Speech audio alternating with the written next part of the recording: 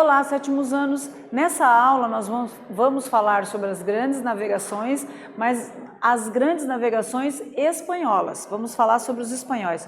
Vamos ver o objetivo dessa aula?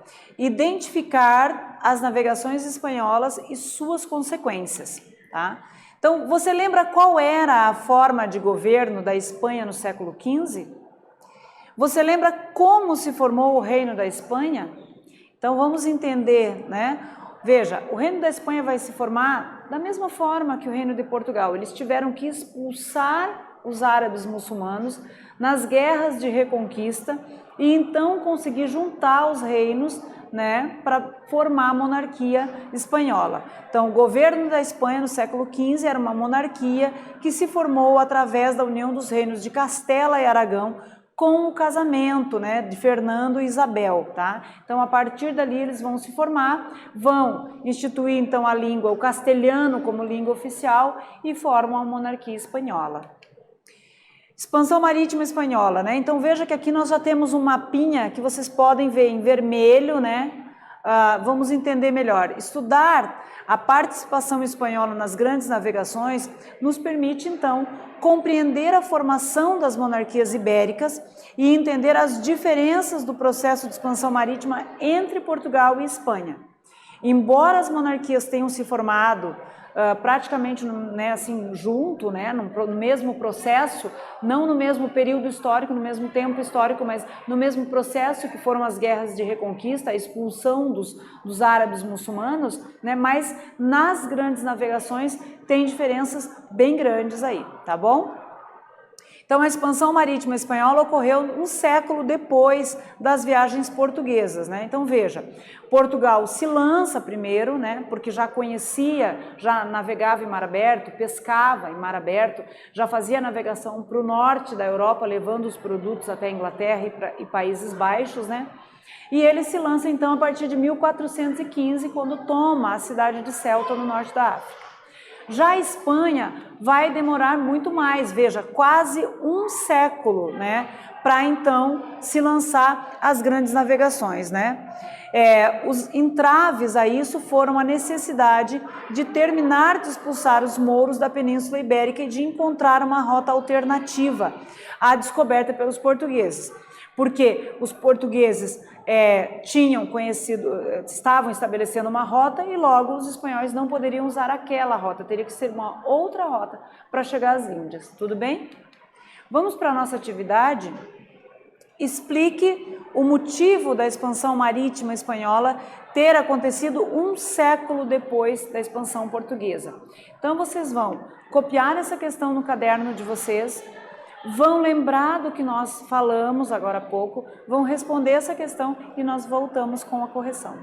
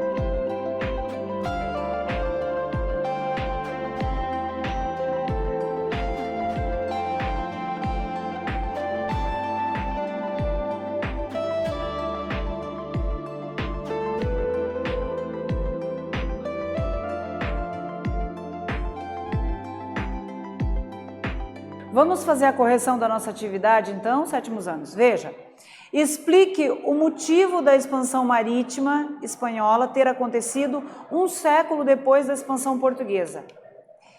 A formação do Estado Nacional Espanhol foi realizada depois do Estado português. Os entraves a isso foram a necessidade de terminar de expulsar os mouros da Península Ibérica e de encontrar uma rota alternativa à rota encontrada pelos portugueses. Por isso que eles demoraram um século a mais para conseguir se lançar as grandes navegações. Tá? Então veja, aqui ó, você sabe quem foi Cristóvão Colombo e o que ele fez de importante? Então aqui nós temos um provável retrato de Colombo feito por Sebastiano del Piombo em 1519. Não há mais retratos dele, né? Então não há retratos auto-identificados, né, como de Colombo. Então esse aqui é um provável retrato dele. Então não se sabe exatamente como ele era. Tá? Então veja, Cristóvão Colombo ele ficou conhecido como o descobridor da América. Ele na verdade não era espanhol, ele era italiano, genovês, né? Mas vai para a Espanha e acaba então convencendo os reis católicos da façanha dele, ou seja, da rota que ele acreditava ser possível chegar às Índias. E ele acreditava que se navegasse a oeste, porque ele acreditava que o mundo era redondo, era uma esfera. Diferente dos portugueses, que acreditavam que o mundo era uma pizza. E por isso eles tinham medo de cair na beirada do mundo. Então, para Cristóvão Colombo não existia esse medo e essa possibilidade. Então, ele acreditava que navegando a oeste, circundaria a terra e chegaria até as Índias. Tá? Atualmente, na cidade italiana, então, tem aqui uma estátua dele. Por quê? Porque ele conseguiu, não chegou às Índias, chegou às Américas, né? Mas descobriu um continente novo e aí ganhou uma estátua de descobridor da América. Tá? Veja, em 1492, os reis Fernando e Isabel aprovaram esse audacioso plano do Cristóvão Colombo para chegar ao Oriente navegando pelo Ocidente. Né? Então aqui nós temos o mapa das viagens, né? A primeira dele então em 1492, que vai chegar aqui na ilha de Santo Domingo, né? Enfim, que eles chamaram de Ilha Espanhola, que é onde hoje é o Haiti. E aí posterior a essa viagem ele vai fazer outras e aí posterior a isso os espanhóis vão acabar conquistando praticamente, né, toda da América Central para baixo. Só o Brasil que fala a língua portuguesa, né? O restante é domínio espanhol, tá?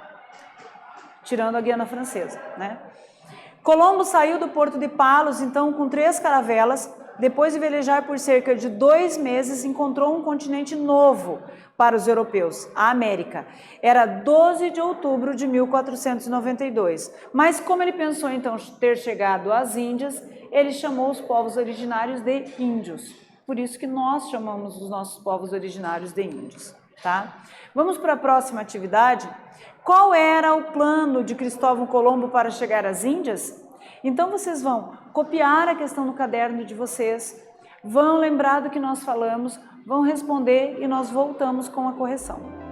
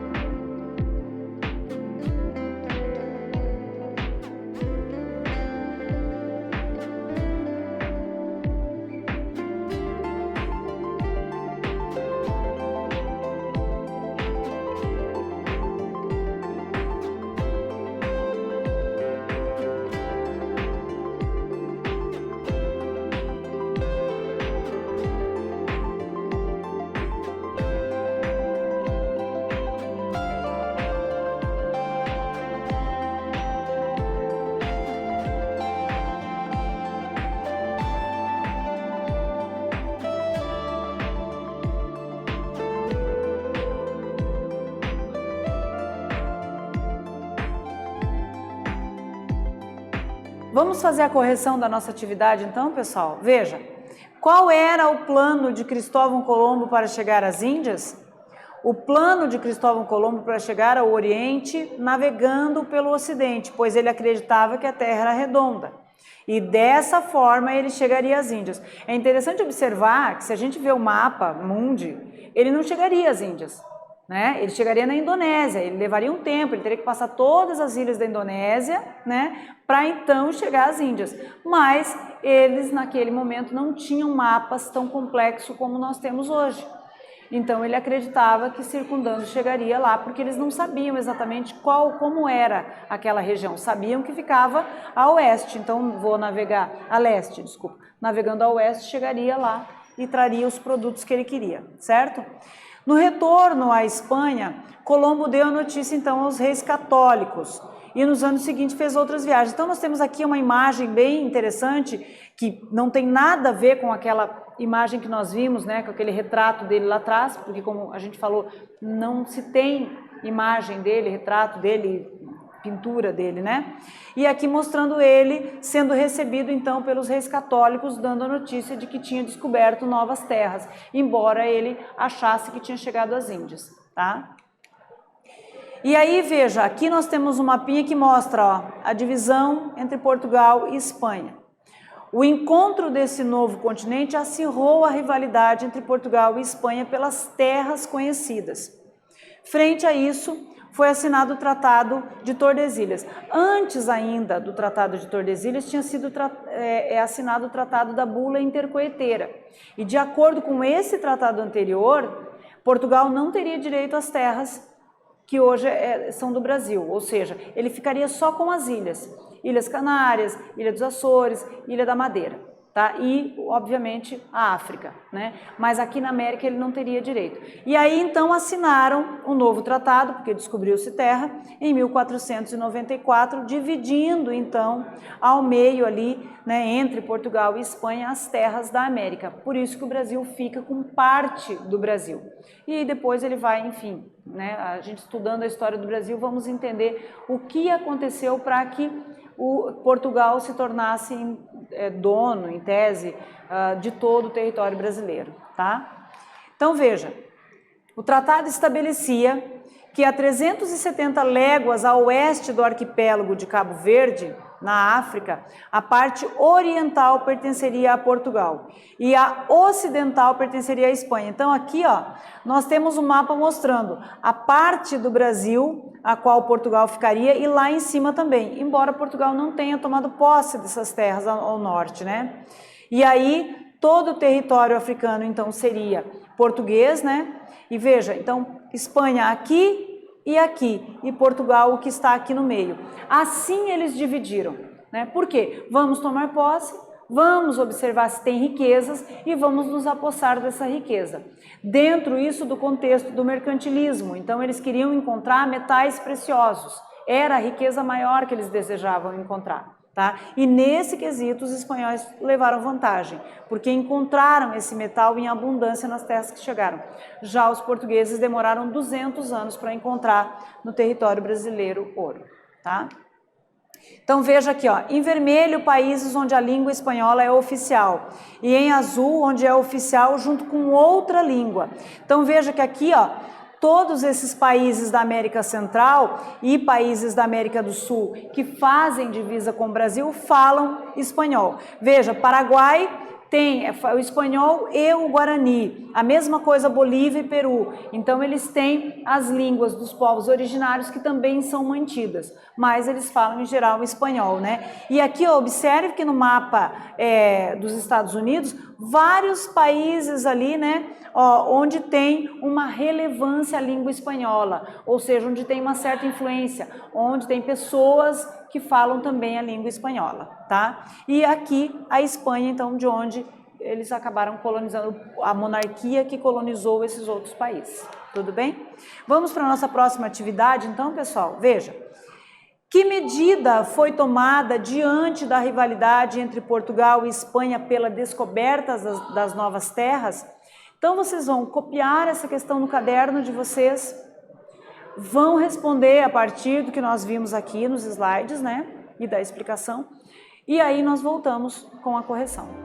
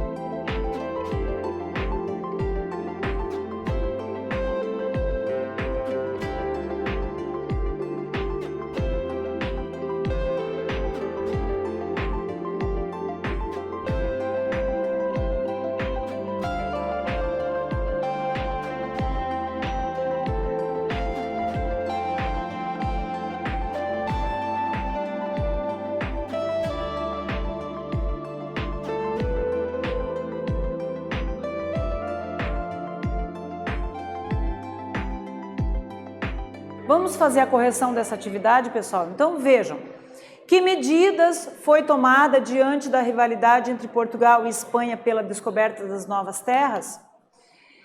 Foi assinado o Tratado de Tordesilhas em 1494, dividindo o mundo ao meio, separando as terras que ficariam sob domínio de Portugal e sob domínio da Espanha, tá?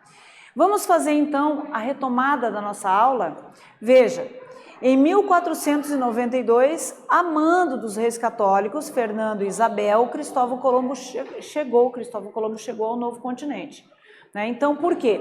Porque ele acreditava, eles tinham que encontrar uma nova rota para chegar às Índias, mas não poderia ser a rota encontrada pelos portugueses. Tá? Então ele acreditava que o mundo era redondo, diferente dos portugueses que acreditavam que o mundo era uma pizza e por isso tinham medo de cair na beirada do mundo, né? Não, ele acreditava que o mundo era redondo e acreditava que navegando a oeste chegaria no leste, chegaria nas Índias, né? E aí na verdade não contava que houvesse um continente, terras a oeste, e ele navega e chega então na América. E, como acreditou que tinha chegado às Índias, chama os nossos povos originários de índios. Por isso que nós chamamos eles de índios, de indígenas, tá? Então, veja, o nome do novo continente foi chamado de América, os seus habitantes, então, ele chama de índios, né? Diante das disputas entre Portugal e Espanha, eles assinam esse tratado. Então tiveram ali o mesmo processo na formação das suas monarquias, né? Tiveram que expulsar os mouros os árabes muçulmanos através das guerras de reconquistas. Portugal expulsa primeiro, Começa as grandes navegações quase um século antes dos espanhóis. Os espanhóis demoram mais para expulsar, por isso vão começar as grandes navegações só em 1492. E aí então ele navega para as Índias, não chega nas Índias, chega na América e ele é responsável, é conhecido como o descobridor da América, que não se chama América por conta de Américo Vespúcio, e essa é uma outra aula que vocês vão ter e vão aprender. Eu espero que vocês tenham gostado e até a próxima.